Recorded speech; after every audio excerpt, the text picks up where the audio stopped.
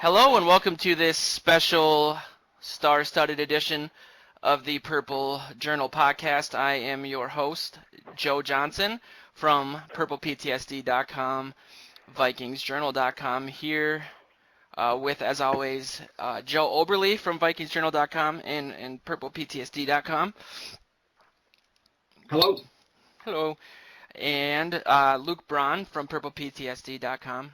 How you doing, man? Hey. I'm all right. Let's do this. Hooray. Yes. Yeah, and like I alluded to, fourth. with our special edition, we are here with Vikings writer, general NFL writer for the Star Tribune, Mark Craig. Hey, how's it going, guys? It's going good. Glad you're here. He's also here because he recently published a great book on the Vikings called 100 Things Vikings Fans Should Know and Do Before They Die. So Mark, after I've read this, I can just die then? Is that? Yeah, if you're starting to get chest pains, you got to read quick, Joe. Read quick, buddy. I'm surprised that this podcast got sad and it wasn't Joe Johnson's fault. Hey, you guys took the words right out of my mouth. No, it's a great read, Mark. You know, Mark has been covering the Vikings since 2003, and before that, he was a pro football writer in Ohio, out for a Canton, Ohio newspaper. I can't remember the name.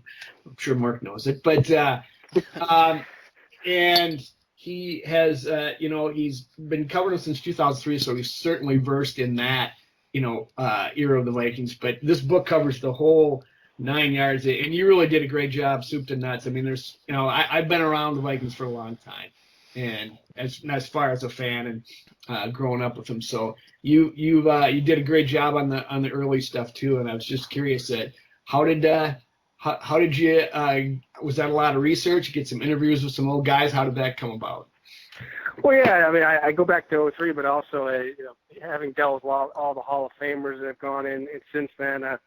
Just over the years doing a lot of historical pieces on it. A lot of it's been over the years doing stories, but also a lot of it was just doing, not quite Sid Hartman yet as far as age, but so you had to look at, do a lot of research on the Star Tribune, our archives to go way back and learned lots, stories that, the Super Bowls, I remember watching them growing up, but, just some of the things that happened around these Super Bowls and the era of way back. So it was fascinating to kind of revisit some of that. And then it was a lot of fun. I really like the concept of, how they, it's 100 short stories, or it's a quick read. You can pick up the book, you can read a couple chapters, or, you can bounce around.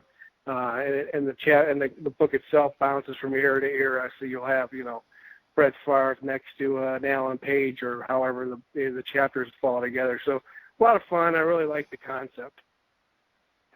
It was the Vikings there provide plenty of copy down through their history, don't they? Yeah, they do. I think there's been 50 more chapters happening past this year. So, I mean, it's an interesting. I think most franchises are that way. When you follow a team closely, you think your team is different than the others. And a lot of cases, I think that's everyone's kind of the same. But the Vikings do seem to have this, a lot of strange things happen. They're a very competitive franchise, always in the mix. But it seems like it's just it's never ended the way that they've wanted to. It seems over the years.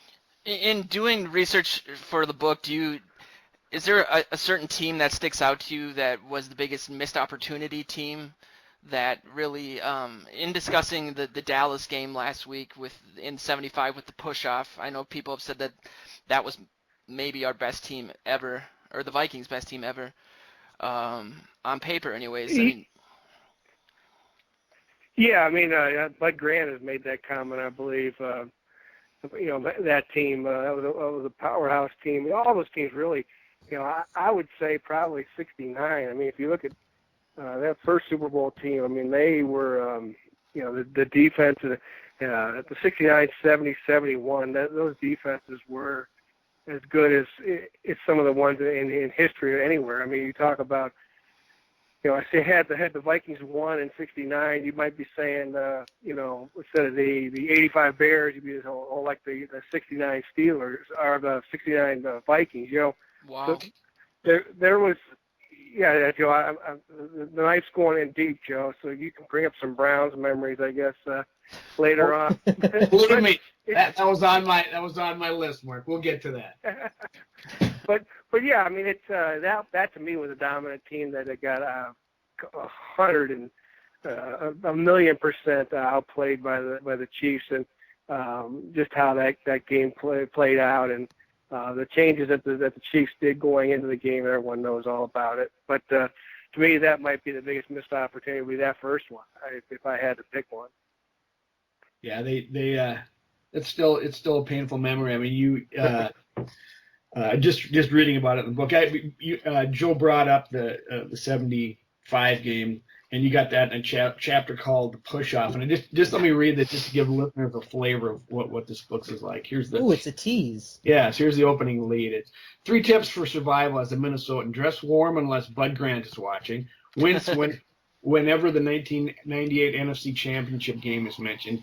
And even if you weren't alive on December 28th, 1975, always agree that Dallas Cowboys receiver Drew Pearson pushed off.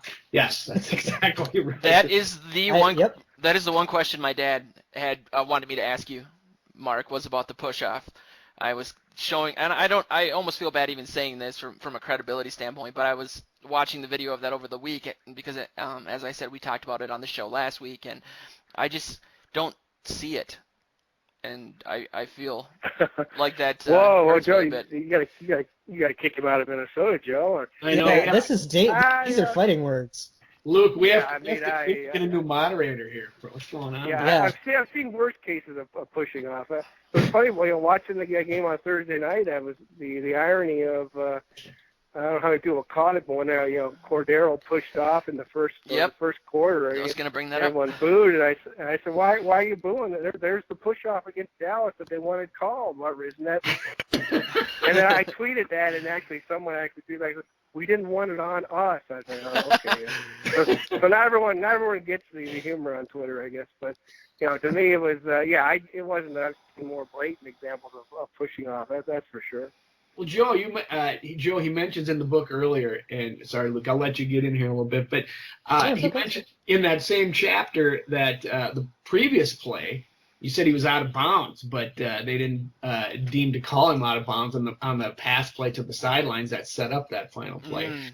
And even on the last play, in addition to that, my dad contends that Alan Page's jersey was stretched to such a degree being held on that play, trying to get to Staubach, and once again, that wasn't called either. I guess Roger really has some connection upstairs because of prayer. He Hail Married that one and got all kinds of things going in his way. But anyway.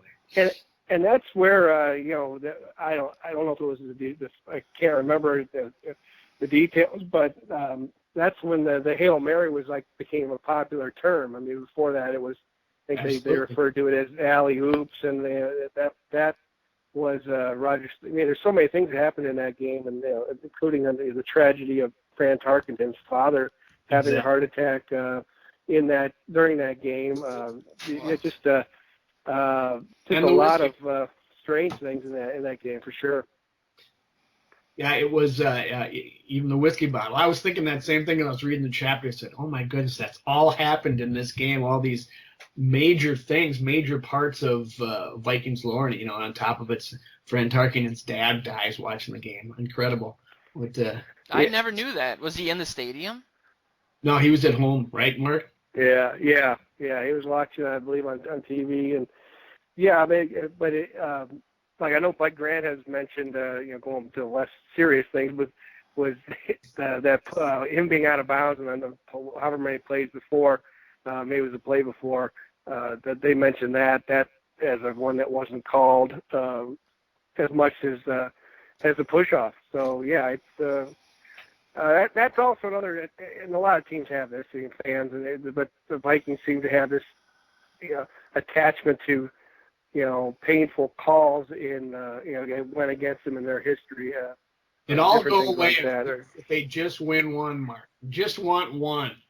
Just one before we die. That's right. Now, I had another spot I wanted to pick out in the book, not to read, but you talk about when I like the juxtaposition of Red McCombs and Randy Moss rejuvenate or revitalize the franchise, and then there's a chapter later on Red and Randy split, and if you ever didn't wonder if Red McCombs was a car salesman, a used car salesman, you got it from this quote that I'd never heard, but from your pieces where he said we made at the end we came out pretty well on that trade of Randy Moss to Oakland. He says very well, I would say. He's trying to sell it that as a good deal when they got Troy Williamson. And, oh my God! Well, I think what he's saying is that did more for us. Napoleon Harris did more for us than Randy Moss did for Oakland. Yeah, I think what he's saying is that they picked the right. I mean, the picks that they got, getting a 7 for a guy who had been in the league, was a 21 originally and had been in the league for as long as he had. I mean, yeah, I know what he's saying, but they definitely didn't follow up on the pick, that's for sure. No, that one still stings. I mean, Harris wasn't around that long, but yeah. Well, Moss had a little left in his game, Luke, I think, when he went to Oakland. Yeah, Well, he got it in New England, but we didn't get New England's draft picks. No, we didn't. Yeah, that whole trade didn't make sense. I mean, if you're really if you need to take the 7th overall pick to replace the guy, maybe you shouldn't trade him in the first place. I never really understood that, but that's actually I had a question about that too.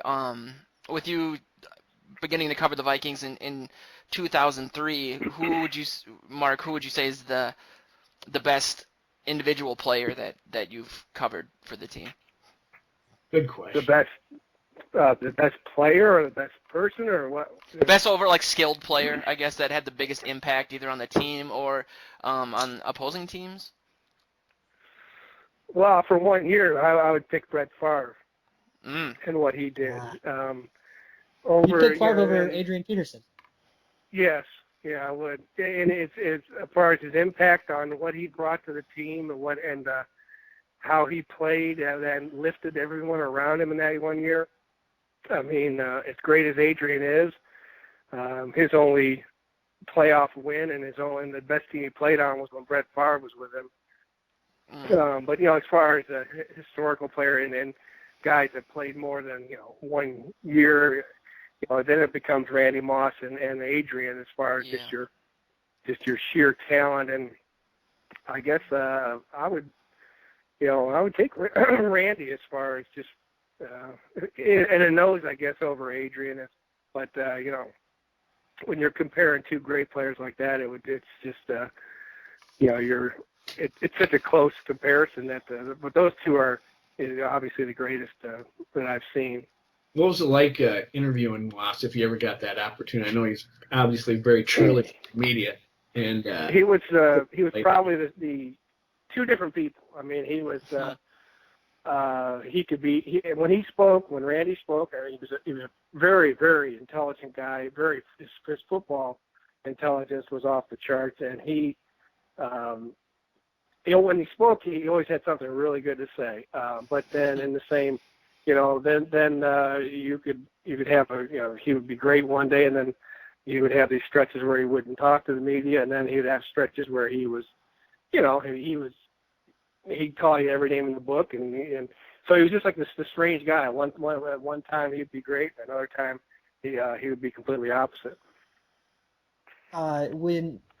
Right now we're going kind of through a season with like sky high expectations, and like so many different things have gone wrong or gone differently than we thought, and it's kind of we've had a few of these over the time, with 2005 in the Love Boat season, 2010 in the Metrodome collapsing, things like that aren't necessarily seasons that culminate in like a disappointing playoff loss like 98 or 75, but that just like everything kind of they're just these disastrous self-contained seasons. What do you think? Do you have an example of something like that happening before, like for a young guy like me, and when I really started being old enough to like seriously follow football in like the early 2000s, about when you started covering the team? But from your book and studying like Vikings history, do you have any examples of other teams like that from before the 2000s that had sky-high expectations and then everything just burned to the ground? Yeah, that's a good question. I mean, it's I don't know if you mean like in the season, but even last year's Blair Walsh's miss. Yeah. I mean, that's I guess would be if you had to say, well, only the Vikings. That the nature of that play, the finality of it, in 2003, obviously at the very end. I mean, which had a similar feel to it as this year, but I don't believe that they had the injuries that this team's had. I have to go back and look, but I mean, what this team's dealt with from, on the eve of training camp with all the offensive, you think you're going to have all this competition on the offensive line, and even before they get to Mankato, it's already unraveling with Mike Harris and Phil Lodehold retiring, and then you get into camp, and then 8 days before the season starts, Teddy goes down, and it just never ends. It just never has ended for him. But if you look at 2003, you start off 6-0, and then it just slips and slides, and there were 4 teams in the league that year that finished 4-12 with the worst record in the league. They tied, and the Vikings lost all 4 of them. And then you get down to Arizona. And you literally have led the division from the first game of the year up until the very last play that has to be reviewed, and then you lose. And to me, that was another just if you wrote the script that way, they'd laugh at you because it would seem too unbelievable. But yeah, that 2003 it would be comparable to this year if the Vikings don't make the playoffs. Speaking of scripts, so I have this theory that after every horrible and disappointing playoff loss for the Vikings, the season afterwards ends up being a disaster. If you look at like the 41 donut game, 2001 was like a terrible season where Danny gets fired. That was the season Corey Stringer died. Yep. After we lost it in the playoffs in 2004, that was the Love Boat year. After the Brett Favre year, it was the next Brett Favre year, and now this. So do you believe in that cycle? And if so, what sort of cosmic force would you attribute it to? I would think this one I would attribute it to the human body not being able to withstand an NFL season. I mean, they just, every time they turn around, they're having to plug a hole that they just can't. I mean, it just. I guess you have to have depth, but then what they're looking at with the offensive line this year, I don't know if you can prepare for something like that. It's just it's been crazy as far as the injuries. So yeah, cosmic force of this year is just injuries. It's just a lot of injuries. You're going to have to write another chapter of the book and call it 101 Things that Vikings fan needs to know, because this season is just another one for the record books. And with the Mike, losing your offensive coordinator, you got Mike Zimmer's eye situation. It's just one thing after another. It's crazy. Get rid of the kid. Yeah. And stuffed animals having their throats slit. That was a controversy at one time. Did that actually happen? Because I'm now hearing that just never even happened. Well, what happened?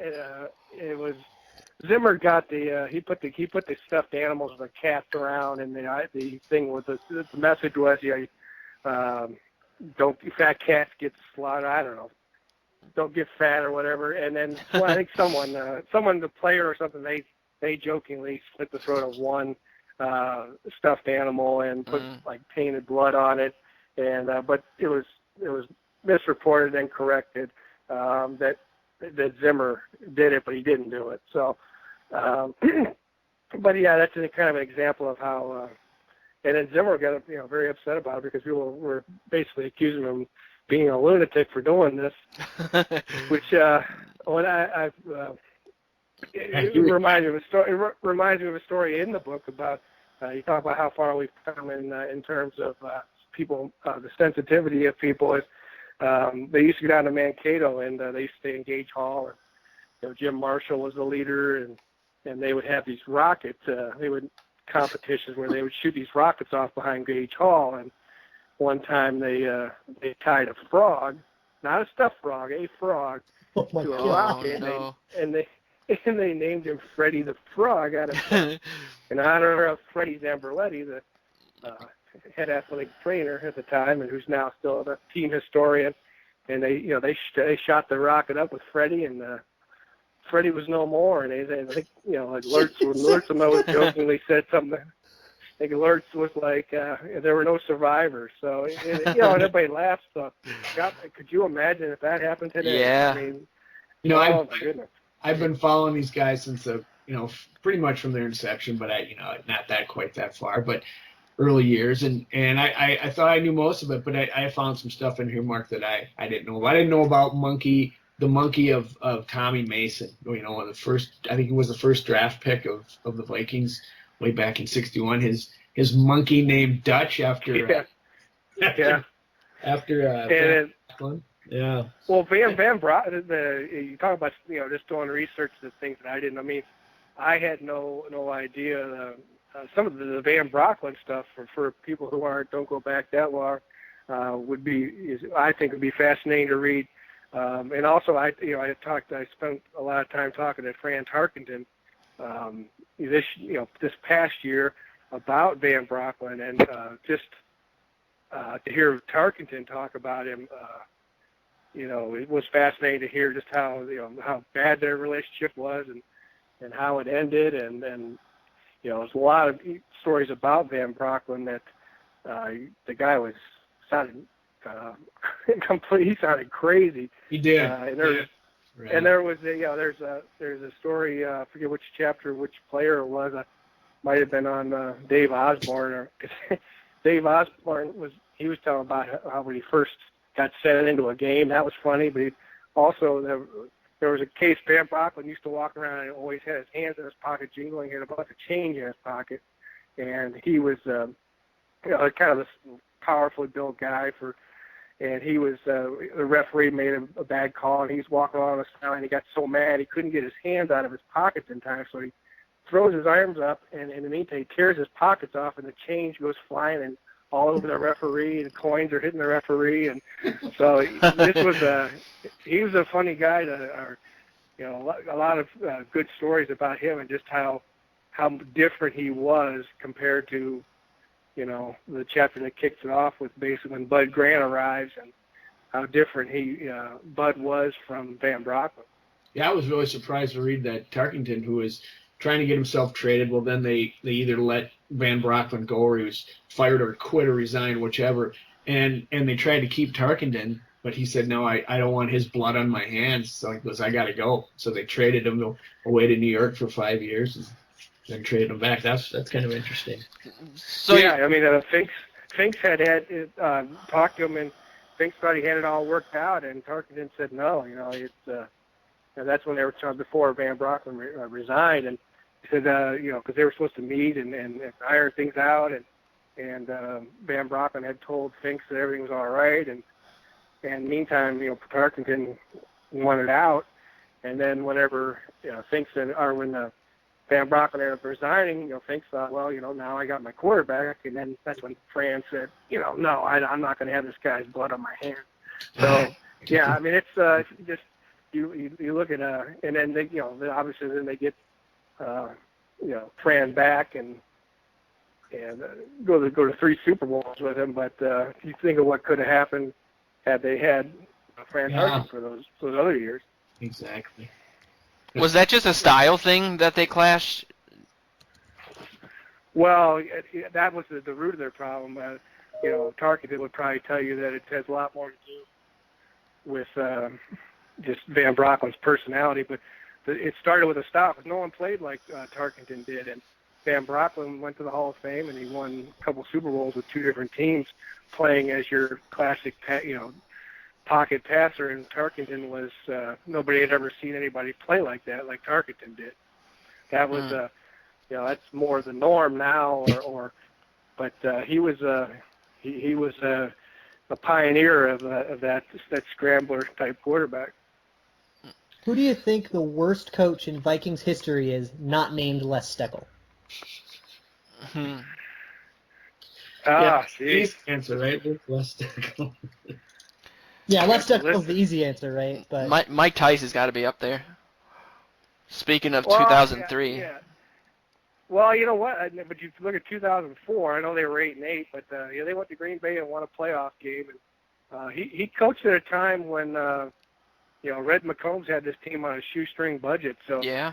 I wouldn't say he's the worst. In fact, I'd say he was probably one of the guys that maybe might be underrated. I certainly wouldn't put him, near the top. But I think he did some things in 04 and 2005. I mean, the Love Boat thing really derailed the team.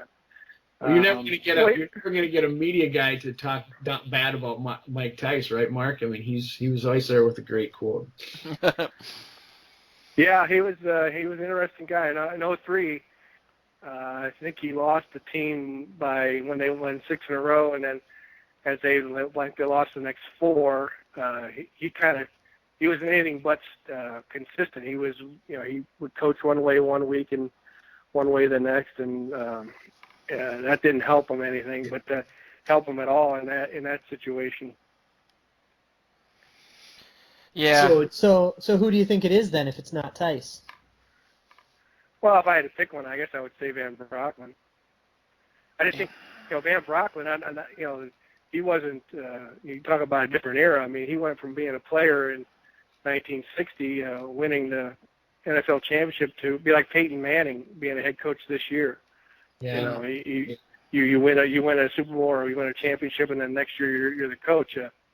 I don't know that he was prepared for that, and I think, granted, those first few teams didn't have the talent, but the team that Bud inherited,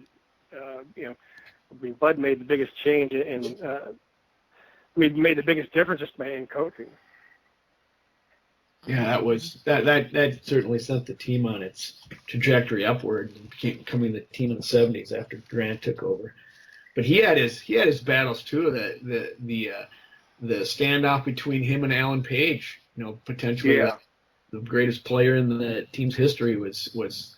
I remember just how bummed I was when Page went to Chicago, and it was a battle of wills, not unlike the one you described with Tarkenton and Van Brocklin, right? Oh yeah, I would agree. Bud was old school, and even old school for then, and he didn't like. I don't think he liked players. I don't know, having a mind of their own, like Alan Page certainly did, and there's a reason Jim Marshall and Mick Tingelhoff are his favorite players, and he liked a lot of their other players, but he and Page, because of Page's personality and what made him, obviously he's even greater in retirement. As great as he was as a football player, probably I would say if I had to pick one guy who's the best player in franchise history, it'd be Alan Page. But his independence and what made him great after football is really butted heads with Bud for sure. Yeah, it's crazy. And speaking of Hall of Fame players, who would you say is the next Viking that'll make the Hall of Fame? Well, I would say, I think Randy's coming up. I don't have it in front of me next year, or Steve Hutchinson. I think he becomes eligible next year or the year after. One of those two. Why do Mark would know. He's a selector for the Hall of Fame. 2018 is when Randy Moss is eligible. Why do you think it's 2018? Okay. Why is it so difficult for wide receivers to make it on the first ballot? I think the selectors get hung up on. It's probably the only. It's a great question, but it's the one position where the evolution of the game. I won't say gets held against the players, but doesn't get as understood as like other positions, like sacks have gone up, quarterback numbers have gone up. But receiver totals numbers aren't. Some of it just because of the nature of the game being. The passing game can almost be like an extension of a running game because of how West Coast offenses are played and how short passes and a lot of reception So when you stand there and you say so-and-so's caught, 1,000 balls, well, it's there's a lot of guys, or there's guys that have done that before, more and more now. So I would say it's hard to separate yourself.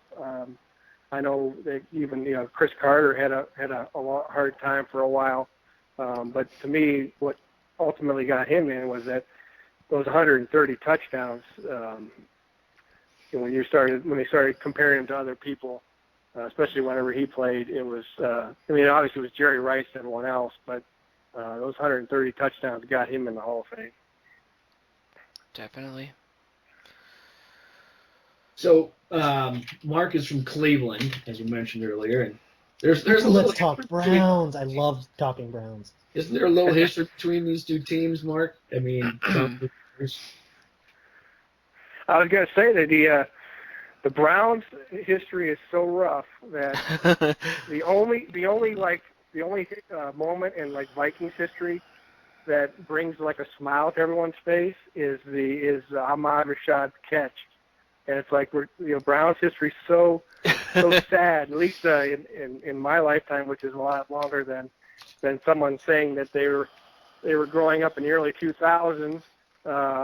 So to me, it was we brought joy to you guys in 1980 with that Hail Miracle Mary at the catch Met. that Ahmad Rashad. Yeah. So, but the good thing for Cleveland though is a week later they went to Cincinnati and beat the Bengals and ended up in the playoffs. Of course, then a couple weeks later the Raiders came in and was the first of our many deflating moments. That one was called Red Right 88 when Brian Sipe threw the interception in the end zone in Cleveland Stadium. They had missed a bunch, some field goals and field goal attempts, and so they tried to throw it into the wind and got intercepted. So that was the first, and there's fumble, the drive, and on and on and on. So yeah, it's been a rough. If you're born in Cleveland, if you can't remember 1964, your highlights are losing to John Elway in the AFC Championship game. Well, we know how that goes around here. Yeah, that's a Vikings fans highlight. I've never understood that, how teams like that can have a diehard fan base, and I guess they could probably say the same things about us, but Stockholm syndrome? yeah, good point. Part of it. Mark, you've been covering the Vikings firsthand since 2003, and Luke was mentioning earlier all the crazy stuff that's happened both in 2014 and this year. You have a chapter on that season when the roof caved in and everything. But what would you say is the craziest thing from this franchise that you have seen in your time covering them? Oh, in my time would be, I guess the stadium, your stadium collapsing the night before the game, and just all that went into that 2010 season. That would probably, just from since 2003. There's a chapter in there on that season, and I believe that's where I talked to Childress about, and he was, talking about Favre, and it's well known that the two of them probably didn't get along the greatest. Although, I still say that Brad brought out, one of the best years, if not the best year, in Brett in 2009. But Brad was talking about how, and everyone was on board with this. I remember, when they went down and they got Favre, it was because they brought back that team when they went down and got the Mississippi, and they brought Favre back, and he showed up, and that was exactly the team that they had finished this previous season with, which is the further proof in the NFL that you're either getting better or you're getting worse, and there is no such thing as staying the same. So what they did when they went down and got him, and when they got him, Childress was like, Brett, in 2009, his sole purpose was to come back and stick it to the Packers, and he did that, and he just didn't have any gas left. And if you look at how he played against the Packers, those two games, there aren't any perfect games in football, but it came as close as you could possibly come, I think, in those two wins over the Packers. And then, of course, what he did in his first home game against, there's a whole chapter on what he did against the 49ers on that last drive. And that, to me, might have been one of the coolest. That Favre playing the Packers twice was probably the biggest surreal thing for me watching. I just kept thinking, what as a kid growing up in the Cleveland in the '70s, what if Terry Bradshaw had come out of the tunnel wearing a Browns uniform? And like that, imagine me, Brady's a Jet. That was just kind of like wow. First the Monday Nighter at the Dome, seeing that and how he played, and then to see him go to Lambeau and come out as a Viking. Those were, and then how he played was just really, to me, it was just like, wow, this is fun to be a part, fun to see it in person, be a part of. God, you're right there. And that 49ers game, just how he played, and talking to Childress and everyone afterwards, years later, just about what Favre did during that drive, and just what made him, good Brett. Yeah, you're right. What he really didn't have, he couldn't have done any better other than come back and lead the Vikings to a Super Bowl in 2010, which wasn't going to happen, obviously. But he'd stuck it to the Packers, and then he went back and got beat by him twice in 2010. So the only thing that brought him back was $20 million, I guess. Is the reason to come back. And that, and three teammates going down and begging him to come back. Yeah.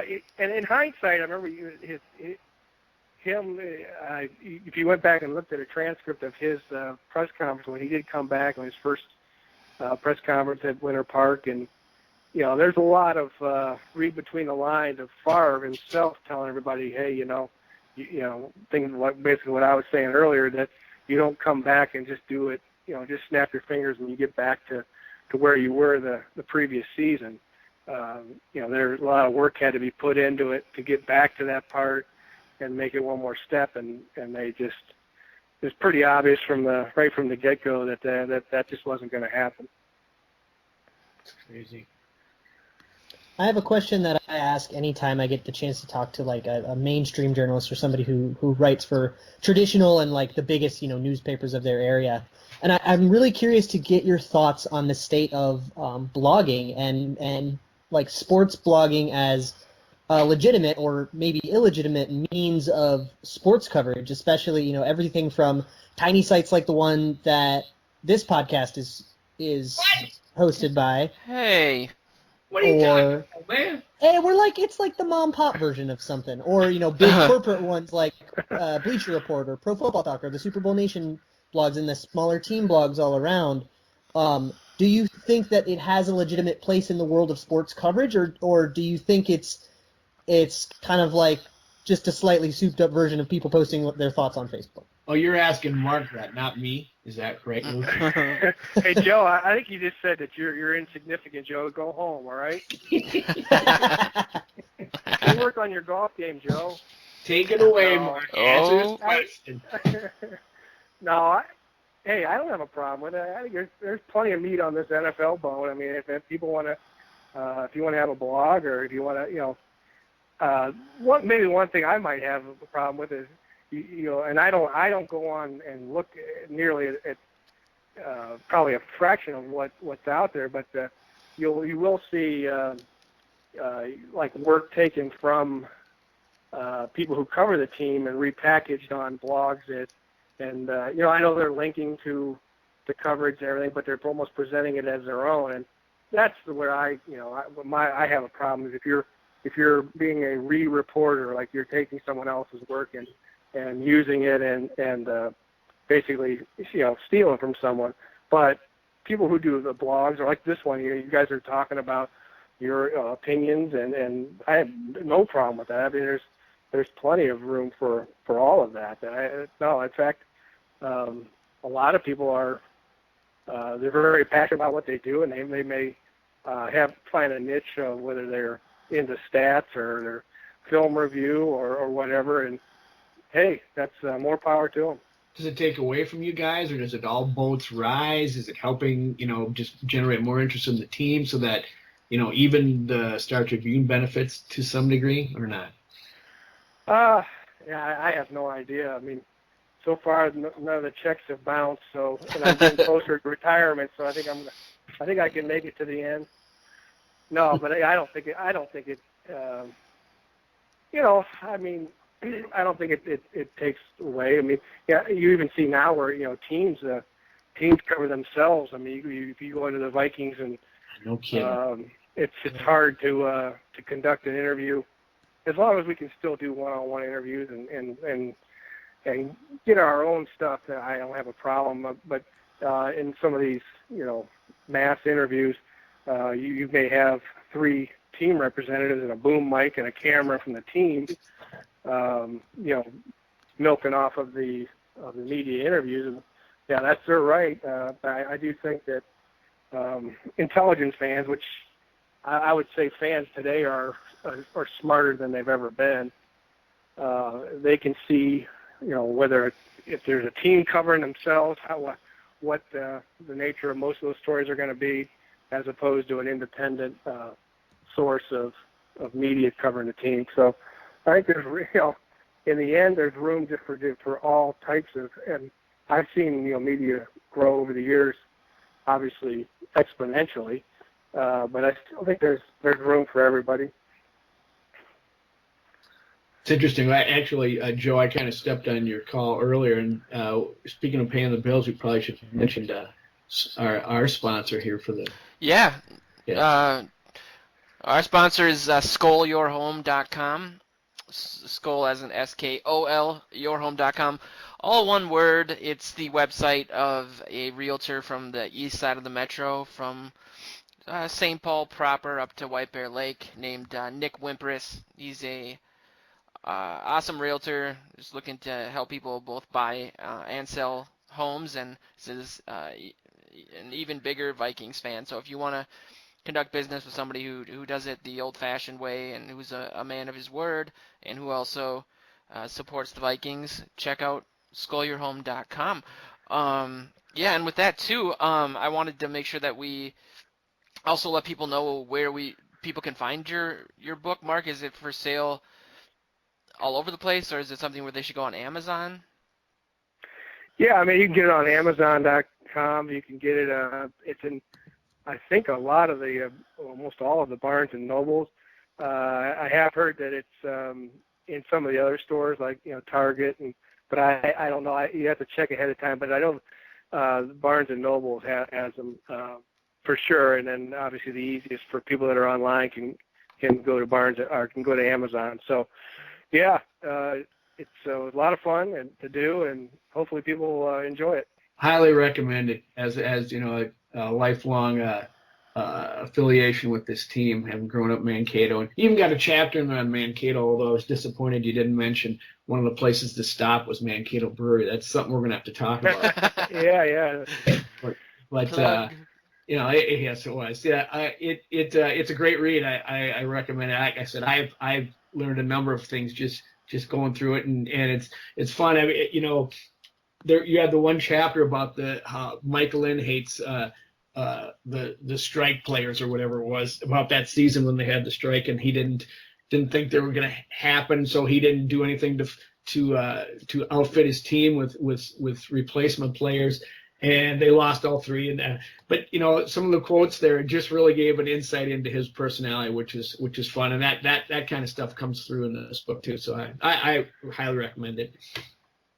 Yeah, the replacement stories are a lot of fun. I don't think I included because I know I get some stories back on one of the anniversaries for the newspaper. Talking to the old Oilers coach Jerry Glanville, who was just he embraced it, and he some of the teams that embraced it did better, and the Vikings clearly almost came as close to any team and just not fielding a team at all. I mean, they had to go. They had held an open tryout in Memphis and just brought in players, and then the quarterback that they got was the guy that was playing flag football the weekend before. Oh, wow. He had an NFL history. I'm drawing a blank on his name, but he hadn't played in 6 years. Hadn't played like in 6 years, and they went out and got him, and he made more money in those 3 games than he made in his NFL career before that. And so it was a lot of talking about a quirky time in NFL history. And any of those replacement stories are must reads for people that are looking at a league now, it's a little more buttoned down and polished. Oh man, no kidding. Can't even imagine.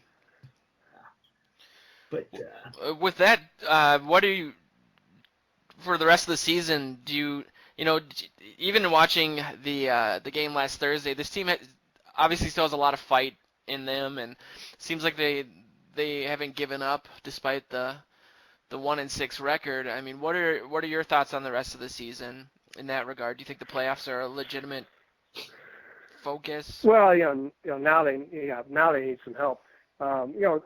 I mentioned the injuries earlier, but one point I've made, like when you exchange comments on Twitter, and to me, like, yeah, the injuries are legitimate, and they are definitely behind the 8 ball when it comes to these injuries.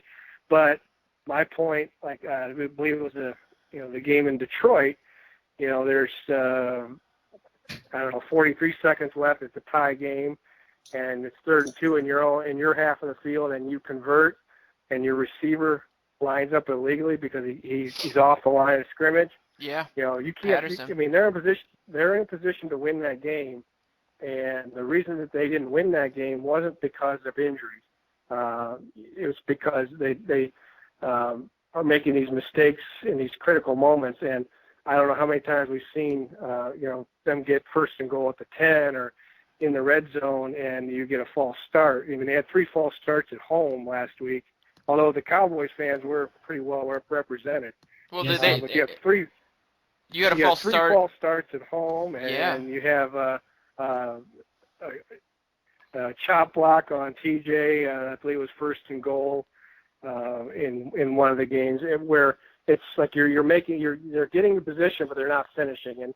And right now, if there's any team in the league that's finishing week after week after week since week 4, it's the Lions. I mean, they're that first Vikings game where, I mean, all the things that had to go wrong for them to come back and win that game in overtime just told you all you needed to know about a team that can finish and a team that's struggling to finish, including the coaching and how Zimmer handled the clock management at the end of that first Lions game.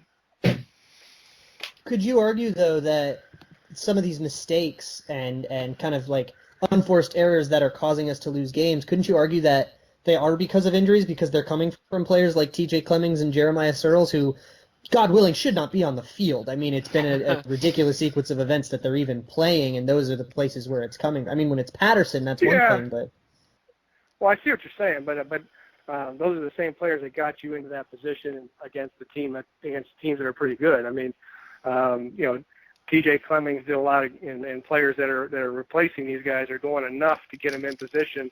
They just need to finish it out. And so, yeah, I mean, if you had 5 All-Pros lining up across the line, and or like the Cowboys have, 3 first-round picks, and you have the continuity. Yeah, the consistency and the talent's going to be better, but they have enough talent right now. It's not the best, but they have enough to get in position, which tells you, that they can play a game. You can play 58 minutes or 59 and a half minutes of winning football, and then you just got to finish it out. And so it's where you can talk about the injuries, and it's definitely legitimate, but they also have enough talent, enough to finish things out. They just need to do it. And the thing is, now they're in the same boat as we're in 2012, where they probably need to win out, to make the playoffs, and that's gonna be tough. I mean, I would assume they beat Jacksonville this week. If they can't beat Jacksonville this week, then they don't deserve to go anywhere. And to me, the most disappointing game of the year is how they played at Chicago. I don't care if it was Monday night, and it was Monday night. It's on the road. Knocked me out of my survivor pool. I was convinced of a bounce back from Philadelphia, and then they. I went against all of my red flags. All of my red flags don't take a road team on a prime time game within the division too. But that right there was their most disappointing game. You could always Field magic is real. You can almost be a Vikings fan with a story like that, Mark. So do you support the recent Vikings Twitter movement to vote TJ Clemmings into the Pro Bowl for lulz? Yeah, I saw that. Good luck with that. I would love to see that. Because, I mean, the Pro Bowl is trash, so he fits right in. The only Pro Bowl I've watched in probably the past 25 years was when they had it in Miami before a Super Bowl, and I went down early to cover it, and I watched it, and I said, well, this is why I don't watch the Pro Bowl for 25 years. It's not even a football competition. I mean, It really that's isn't. when Bryant McKinney couldn't stay sober or couldn't even go to the practices, which were just basically they would show up in baseball caps and joke around for a while, and then he got kicked off the team. And how does that happen? That's so amazing. You're in South Beach. You're Bryant McKinney, and you couldn't even focus long enough to play in the Pro Bowl. And then you watch Wow. You watch how the Pro Bowl is played, and I mean there's no rush, there's no blocking. There's just it's pitch and catch, and it's not a good product. Could be worse. You could be Tyler Eifert losing half your season of the Pro Bowl. Yeah. There was also a running back from the Patriots years ago that tore his knee up in this playing flag football in the sand the week before in the Pro Bowl. So so you can go down a number of ways. So what do you see? How do you see the Vikings finishing up, Mark?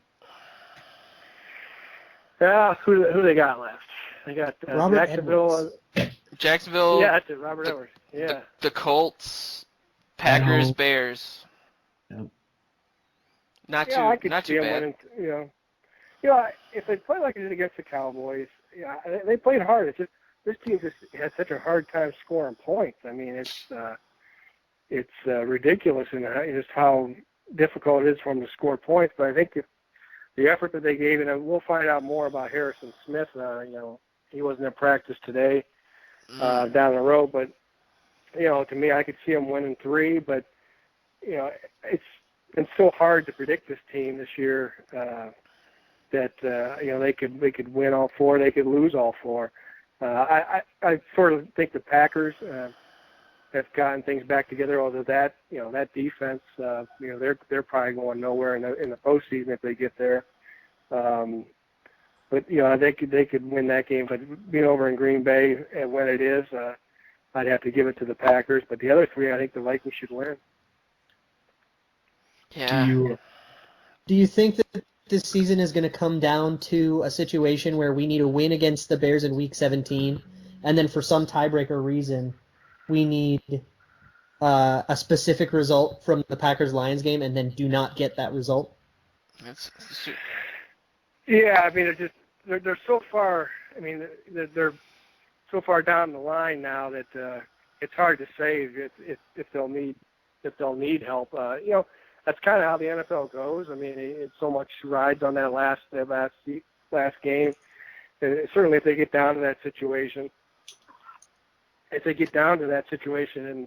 and don't get it, it's they have no one to blame but themselves after the way they started. I personally see the Lions winning this division. Yeah. They're the best team in it, but I feel like the Packers are going to win the division because that's just like how the world works. Yeah. There is that. Well, I tell you what, the way the Packers they came out against the Eagles and made some changes with that offense. I mean, their defense is just they're beat up and they're giving up a ton of yardage, ton of points. But the way they played against the Eagles on that Monday nighter and how quickly they threw the ball, and Rodgers just throwing the ball before he even gets the laces. I mean, it was so quick and really caught the Eagles off guard, and then they win this past weekend. So I think they got it righted enough. And to me, I know everyone's writing them off, but to me, as long as you got Aaron Rodgers and a chance, I like their chances to surprise people. I'd actually be okay if the Packers won the division and went to the playoffs, because that means they probably wouldn't. I mean, they wouldn't go anywhere in the playoffs, and then they probably wouldn't fire Mike McCarthy, which is great because this is a year where a whole bunch of like top grade coaching talent is entering the pool, and I would love for the Packers to not be in that. Well, Yeah. Well, who's ahead of us? Atlanta, the Giants, Tampa, the Redskins, I think, outside of the Packers. So, God, Yeah. that Cowboys game it was just heartbreaking. I was wondering what your guys' thoughts were on the Thielen fumble. If you guys thought that was a fumble, I was gonna say a thumble, which would have been the greatest pun ever. If you guys thought that was a fumble, or if that was just a bad call. I thought it was weird. It was a fumble. He definitely dropped it and wasn't down Oh or yeah, anything. big But time. the recovery was weird because you could argue that he had possession, but you could also argue that it was like a simultaneous possession between him and whoever the guy that recovered it was. Yeah. And the way fumbles are ruled, they're not like catches where a simultaneous possession is just like awarded to the offense, or in this case the receiving team. It's more that fumbles are just kind of like whoever comes out with it in the scrum, because it's always so impossible to really tell who has it at the bottom of the pile, and if someone wrestles it away from you, like you lost it. So, I mean, if there were 3 players on top of them and that happened, we wouldn't really be talking about this. And that maybe just is a weird quirk in the way that fumbles are enforced and not necessarily the way that specific call was called. Yeah, I wouldn't want to be an official. And, you talk about how you're having to make these calls, and sometimes they can't even, you make a call and it has to be, conclusive to turn it over. And the HD, the cameras and everything. I mean, the fans sitting at home are more qualified to call a game, I think, than the officials sometimes. I'd have to see it over again. I figured it could have gone. Yeah, I mean, I'd have to take a look at it more, but I'd say it could something have happened. And yeah. Ultimately, they call it that way. So I can see them calling it that way. But you could, if you wanted to, make a case to go the other way. And ultimately, that's I don't think there was any definitive call either way. They made the one they did. It cost the Vikings the game. Well, originally I think they called that Thielen had recovered it, and then it was challenged. So I guess I was just surprised that they felt there was enough evidence to overturn the call, since that seems to be hard to do. But I was kind of proud of Robeson too, getting that worked up and risking the fine and going after the refs a little bit after the game. I thought that was, that doesn't happen as often in this day and age anymore, and maybe he's protecting Bradford a little bit with more so the call at the end of the game. But what did you guys think about that non-call? Like Zimmer likes his players doing that, because he was on the radio today saying that he's not going to blame refs. It's not this and that. You got to make plays. He's calling himself out or his team out for being undisciplined. He's saying himself that he has been part of the reason they've lost games. Robeson said that, or Zimmer said that? No, this is Zimmer. Okay. So he kind of basically said, shut up about the refs and make plays, and that's how you win games. So.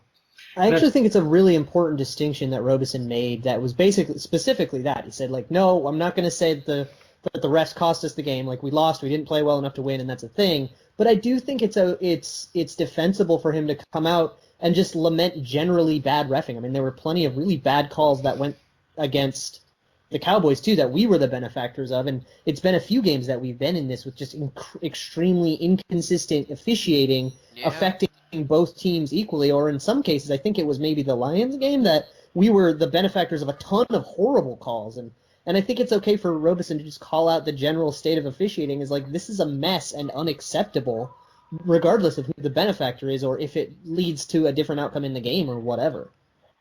Well, yeah, I think that he was wanting a holding call on every play. I know that he had to me, which should have been the turning point of the game, is whenever he gets the tight end holds Robinson, and they call it, and the next play is when he has the strip sack and he gives the offense the ball at the 19-yard line, and all they can get out of it is 4 yards and a 33-yard field goal. To me, that's when that's when they took their 9-7 lead, but to me that's when they lost it, because this team has such a hard time scoring, and your defense, and Robinson just for 2 plays just took over the game and gets them the ball right there inside the 20, and then your offense comes out, and the first play was T.J. Clemmings' false starting. So right there, you're 1st and 15 outside the 20 now. So those are the kind of things I would agree with Zimmer. It's like, yeah, there's some bad calls and so forth, but if you get the ball at the 19-yard line, you've got to get a touchdown.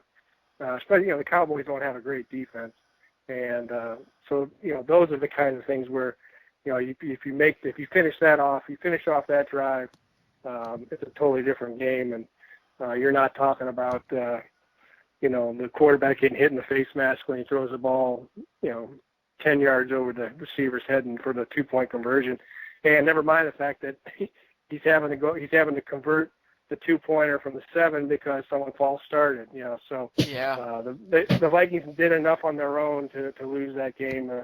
It wasn't the officials. When the Vikings are on the 20-yard line on that last drive for that touchdown, I turned to the guy next to me in the press box. I said, "You know what's going to happen, don't you?" And he turns back. He says, "Missed the extra point." I said, "That's right." Or they were going to miss the 2-point conversion. And, we knew it was coming. I knew that. I saw that coming. So it was just like, yeah, they'll get the touchdown because it's easy and the Cowboys are playing soft, but they'll definitely not get the 2. Exactly. Well, I could almost handle not getting the 2 as a traditional way, but when the 2 becomes a 2-pointer from the 7-yard line, it's like, that's to me whenever you say, well, there's your, if you have a belief and there's your typical Vikings kind of ending, that's it. It's your right tackle, setting up and having a false start at home, no less, for tying 2-point conversion. So maybe it's you, Mark Craig. I mean, you I've come been from Cleveland, and now you're in Minnesota. Is it you? Yeah. I think there were problems long before 2003. Yeah, I told that these book signings that you have to go to. I said, when I started signing these books, they were 5-0, and I said I should probably stop signing these damn books. I said they're going to end up underwater here pretty soon. Yikes. Well, it would have been a nice one to win, that's for sure, if for nothing else, just to kind of stick it to the Cowboys fans. But like we talked about, we have Jacksonville this weekend. What are your guys' thoughts on that game? I know that Blake Bortles said that this is probably the biggest nightmare possible for him or for the team. He's just given up. I think the last we've had about 4 or 5 times this season where we've said this is a get-right game. The offense will get right against this defense because they're not very good. And if nothing else, this has to be our get-right game. Like you said, Mark, if we can't win this one, then why bother? But the 4th best pass defense, and that's all the Vikings have on offense is passing. So I don't know. I don't know if it's looking so good in their favor. The defense will play well and they'll shut them down, but I don't see where the offense is going to score unless Adrian's coming back. Anything there, Mark? Ooh. Yeah. You want to break I don't know if Adrian wants to come back now, but I don't blame him. Although I guess he'd want to put something better on film than what we saw for the first 2 games. It was not so much all his fault, but he wasn't lighting it up when he was here. But defenses definitely would play differently if he's on the field. But no, as far as the Jaguars go, this is the same feeling I had going into the Chicago game. I don't see how they lose it, but as we found out in Chicago, it can happen. But I just that Jaguars team is just so far down. I remember watching. I think they played the Packers the week before. Might have been the opener. I remember watching them play the Jaguars play the Packers and thinking, this team has some things going for it, and I don't know if it's coaching or I'm not sure how many. And I think they've had injuries on the offensive line too, but it's like they just haven't been able to put it together. And then I think they're so far gone at this point where I do see the Vikings winning, but it's a similar feeling to Chicago. It's not good. It does feel like this. Like there's just no reason that we should lose this game, and we can because we're bad, but we really, really shouldn't. I think the difference with Chicago is there's more familiarity there, obviously, and Cutler, for whatever And reason, Soldier Field magic. plays exactly, and Cutler plays well against the Vikings for some reason, and Bortles is kind of having a dumpster fire of a year. It seems like a lot of people on the team are turning against him. So he's really broken. His throwing motion is like totally busted. It is this big long windup. It wasn't always that way though, was it? No, it was a lot tighter in his rookie year, and it's just kind of deteriorated. Which maybe is coaching, maybe it's having like a bad reaction to pressure, or just like the speed of the NFL. I don't know. There's a whole bunch of things that can. It's like what screwed up your golf swing? Who knows, right? But it's this big long windup, and it causes balls to sail. It causes balls to come out unclean and inaccurately, and sometimes it messes up the timing because it takes him longer than he's used to throw. He's not throwing it early enough, and then that timing looks like a miss looks like a miss on the broadcast, but it's really he threw it to a decent spot, but threw it there too late, and then it looks like it's behind him or something like that. But as the season has gone on, he's gotten worse and worse and worse, and he's holding what is actually, on paper, should be a pretty reasonable roster. TJ Yeldon's an okay running back. They have good wide receivers. Their defense is stacked with a lot of free agent talent. But Blake Bortles really is holding that team hostage, and hopefully we can take advantage of that and give him another L. I would think so. I heard screwed up golf game. I thought of Joe. Joe, were they talking about you? Probably. Mine hasn't been fixed since you chipped in on me on the extra hole for the championship. I need my major. I need a head doctor. What do you think, Joe, about the game on Sunday? That's my concern is once again the Vikings offense against their pass defense. They're pretty good now. There's reasons for that. I think this is a game that the Vikings can should be going in with confidence, and they should certainly have confidence coming out of that last game. But it's one they have to win, and I think that's why Zimmer's going to do everything he can to be there because. There's a lot of emotion going on with that whole situation. So, if the offense can score a couple touchdowns, it's going to be enough to beat them with that defense against Bortles. So, I think it will be a Vikings win, but it has to be. Yeah, Bortles has a lot of turnovers, and I think that we'll see a defensive score or a special teams score, which is pretty been the key to why we were 5-0 and why we're 1-6 since. But yeah, they're not very good. Like you said, the kind of opportunities, like you said, Mark, about the other games, we've kind of always had these opportunities to win and just haven't had a good enough team to take advantage of them with, a false start on the 2-point conversion, which was our opportunity to tie the game and stuff like that. We're going to get those opportunities again. The Jags will give that to us. It would take an incredible outlier for that to not happen. And I think the game will come down to, is this finally the time when we can, get it together on a drive? I think we're 0-2 on drives that start within the opponent's 20. I think we've scored 3 points on 2 of those drives. So we got to get it together. 0 for 3. I forgot about the Eagles. Not so good inside those that started first goal at the 5 either. So not so good. Right. I mean, like the Eagles, those Eagles, third and 1, 4th and 1 from the 5, and then they had the first Lions game where I believe it was 3rd and 1 or 4th and 1 they turned over on downs. And so I mean, you've had no running game and a decimated offensive line, which is makes 3rd and 1 a disaster because they just can't convert it. Do you see AP, if he were to come back, do you see him rectifying some of those problems, or do you think that he's too old and the line is just too patchwork? I don't think he's too old. I don't think there's been enough time. I mean, as great a healer as he is, I just don't know if there's enough time for him to heal, get in shape, get in football shape, make a difference. Best situation would be if they were, closer to clinching a playoff spot, and then he comes back and plays a couple games at the end of the season and then goes into the playoffs. It would have been interesting to see over time him and Bradford together. But I don't think there's enough time at this point in the season for him to come back from that kind of injury and having not played. I don't see it this year, and frankly, I don't see him, playing for him next year either. Wow.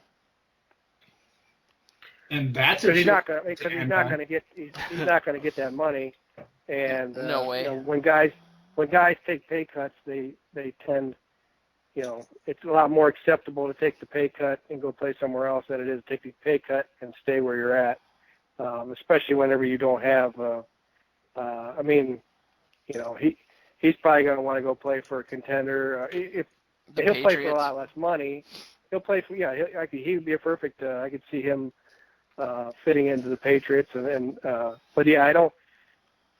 The Vikings would obviously like to have him back, but having gotten nothing out of him all year, they're not going to give him that $6 million on or whatever it is that bonus on the third day of the year, the league year. I mean, that would be insane. So yeah, it's either take a big pay cut, come here and finish your career here, or go on. And my instinct would be to say that he's going to go on. I agree. Can't argue with that. So before we kind of tie things together and end with our predictions, was there any other questions you guys had for Mark or anything you wanted to mention? When's golf start, Mark? February, baby. We're gonna the rematch, Joe. That's right. They're already setting the ropes and the boards up down there for us. Nice. The greatest ending to a match seen by only two people in the history of golf competition. Only one. You didn't even see it. I'm the only one. That's right. I did. I didn't see it hit the stick and go in. That's right. So you were the only one who got to see it. You're gonna have to get a new guy to come along on this trip because I'm gonna be too much scar tissue. I'm like Blair Walsh. Yeah. Head case. That's right. Maybe we'll bring Blair. Yeah. He'll kick your tail. That's for sure. He's free. Okay. Mark, do you have somebody in the Vikings locker room this year? Anybody on the team right now that you particularly like talking to or covering or interviewing with? Yeah, there's a few guys. I mean, it's Captain Munderland has been really good. He was the Corey Stringer Award winner last year. I would imagine he'll win it again this year. What's the award? What's the award for? It's the media good guy. It's named after Corey Stringer. Yeah. Probably the most cooperative guy. And has something to say. Yeah, it has something to say. Captain's pretty good. A guy I've always liked, both as a talker, as a person, and I liked him as a player. He's not playing a whole lot this year. Jarius Wright is. I enjoyed interviewing him. But yeah, there's a handful of guys that. It's been a pretty good locker room. It was especially good, and during the Leslie Frazier time, I think a lot of them took their. Not saying that Zimmer has any impact on this, but a lot of guys tended to act like Leslie, which was more of a. I don't know. It's kind of a professional. Leslie was a class act professional. I'm not saying Zimmer's not, but they're different people. They're just different personalities. But yeah, there's been a lot of good ones over the years. There's more good than bad. I think the bad guys always get the attention in all cases, but there's a lot of good ones.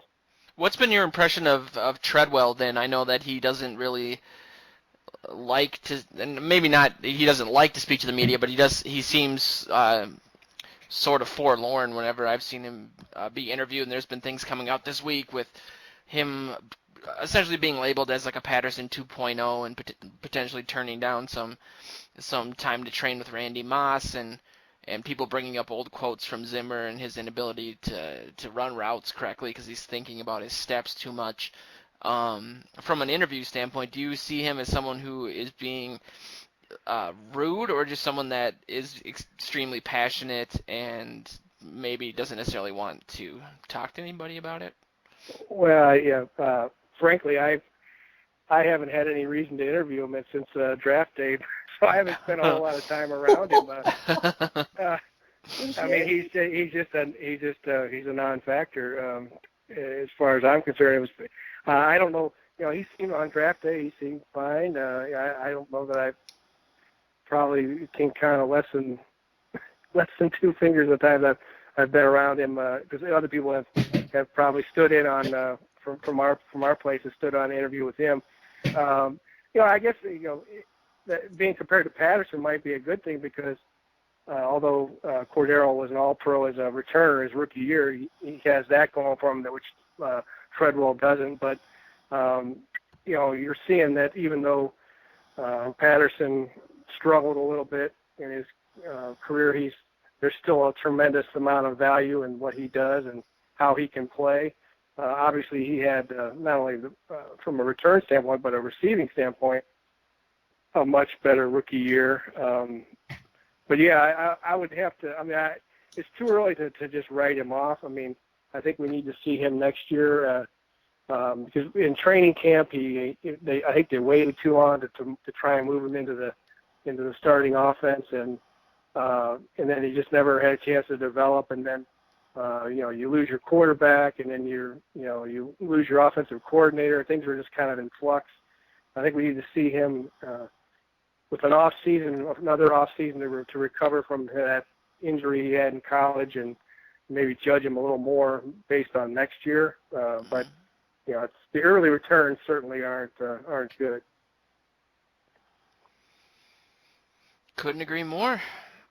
It's been kind of disappointing, especially with what we've been looking at from the offensive line. But it's been an ungodly amount of injuries. So no one can really safeguard against that. But I think I saw a Daily Norseman article come out this week that had a way of measuring like impact by injuries, and like really every single way that you can think of to measure injuries, we are at number 1.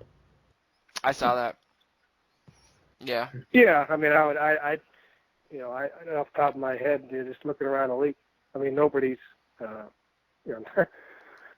had to go out and trade for a starting quarterback a week before the season, because there's blew his knee out in non-contact drill and practice.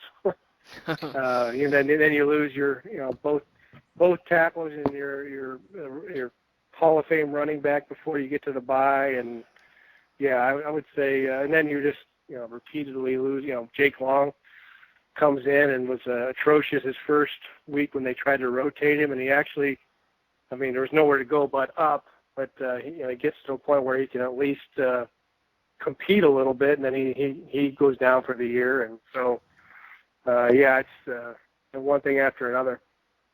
It's always been unique with the Vikings. They always find these very remarkable things to do in all the wrong categories. So that's just whenever you watch like a top 10 list on NFL Network, the other team that the 10 teams are playing against is typically the Vikings. Well, with that, I think I do want to point out that I predicted that we would lose to the Cowboys 20-17, and what was it, 17-15? So I'll probably go first since I'm the best at this. Oh, if we're doing that, I should have called mine out last week. I called 20-17 against the Lions on a Matt Prater game-winning field goal, and it ended up being that, except 16-13. Yeah. Well, you didn't bring it up last week. You're so awesome. It doesn't. You're awesome. Look at us go.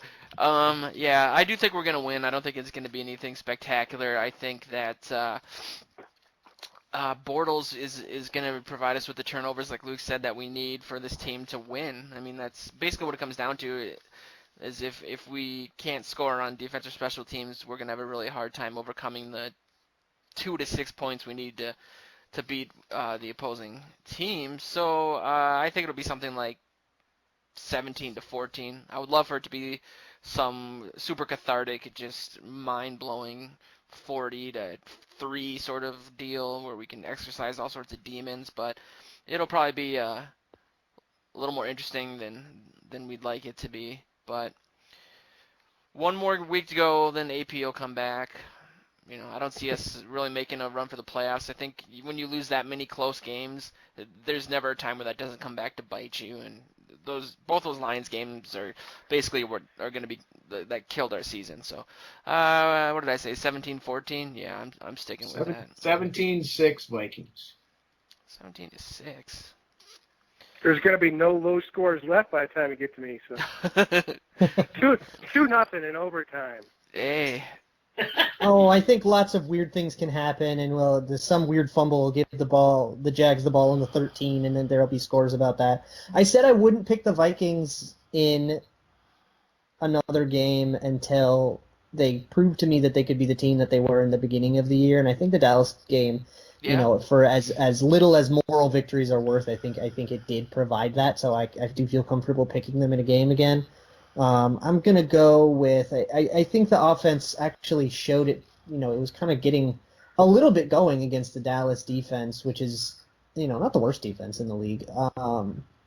So I'll go with 19, because they still get a whole lot of field goals and they're really bad in the red zone, to something like 19-13. Oh, it's going to be close.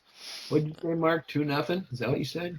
In OT? Yeah, I'll go like that could be original. I would go probably like, I don't know, 14-9, something like that. As sloppy as the defense is, there's been some sloppy plays and so forth, but there's still, this defense is still holding. I don't know where they rank this week, second maybe, whatever it is, but they're still, holding they can't score points, but they're really doing a good job. What they did with holding the Cowboys down to 17 points, I thought was impressive. How they're playing in that offensive line, and those three fantastic skill players. At 4, if you want to throw that little Beasley in there.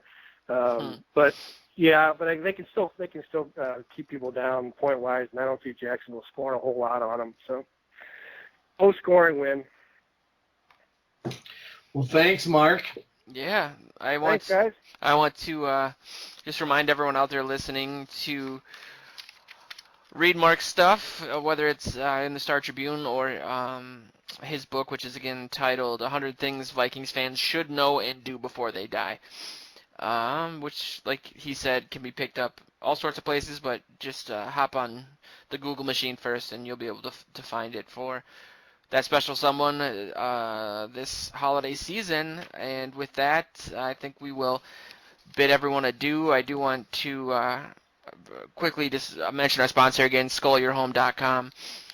Check that out, and as always, follow us on VikingsJournal.com, purplePTSD.com, and the different Twitters that are associated with those websites.